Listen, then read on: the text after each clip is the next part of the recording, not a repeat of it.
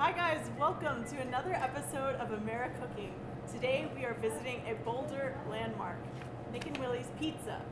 And right next to me I have the one, the only, Willie. There you go. Thank you for joining us on the show. Thank you for having me. So Willie, tell me, how long has this pizza place been here? 26 years. Wow. It's a long time. That's a long time. Yeah. How did the idea of starting a pizza restaurant come about? I was living in Aspen at the time, and my partner and I, originally the Nick of the operation, and another guy, Brad, who's in that ski poster up there, he was in Mammoth Lakes, had a pizza restaurant, and we started talking about doing take and bake instead of just a normal pizza restaurant.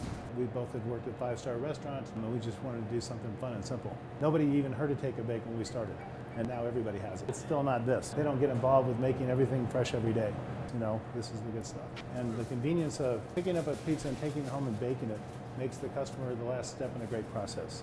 So you can't get pizza hotter and faster than if you take it out of your own oven. Now tell me about your menu. You have some really interesting pizzas here.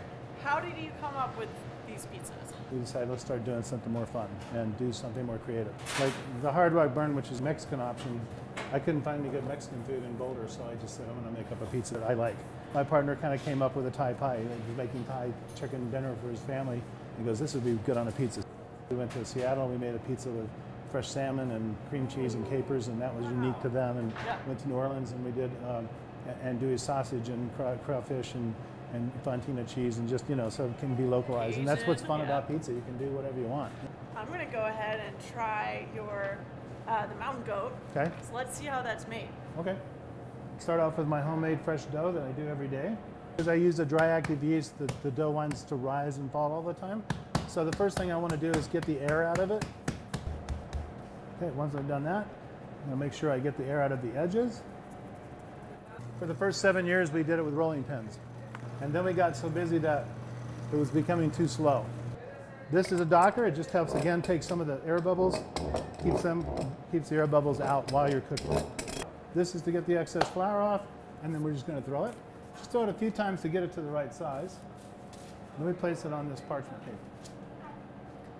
We're going to use a little bit of olive oil in the one half.